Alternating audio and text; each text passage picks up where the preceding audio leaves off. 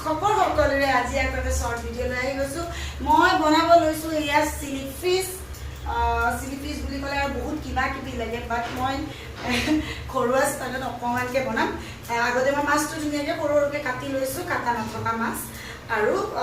মাছটো ফ্ৰাই কৰি লৈছো তাৰ লগতে মই এইখিনি ধুনীয়াকৈ কাটি লৈছো ক্যাপসিকাম আৰু পিয়াজ সো এইখিনি মই ধুনীয়াকৈ অকমান ফ্ৰাই হ'ব দিম এছাকছো দেখুৱাই দিতে অকমান মই ফ্ৰাই কৰিম অকমান নিমখ দি দিছোঁ সোৱাদ অনুযায়ী নিমখ অকমান দি দিছোঁ ধুনীয়াকৈ কাৰণ ইয়াতে মই হালধি ইউজ নকৰোঁ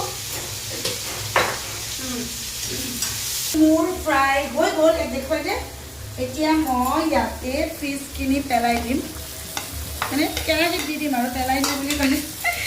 বেলেগে বুজাব পাৰে পেলাই দিলে নেকি বায়ে ন আৰু ঘৰুৱা ষ্টাইলত চবেই বনাব জানে ইয়াতে মই অলপমান অকণ একদম মই ঘৰৰ ষ্টাইলত বনাইছোঁ কাৰণে মই অকণমান মছলা ইউজ কৰিছোঁ আপোনালোকেও এনেকৈ অকণমান জিৰা ধনিয়া এনেকৈ মিট মছলা অকণমান দিব পাৰে লগতে অকণমান বেছি দিয়া নাই এয়া আদা নহৰু অলপ দি দিছোঁ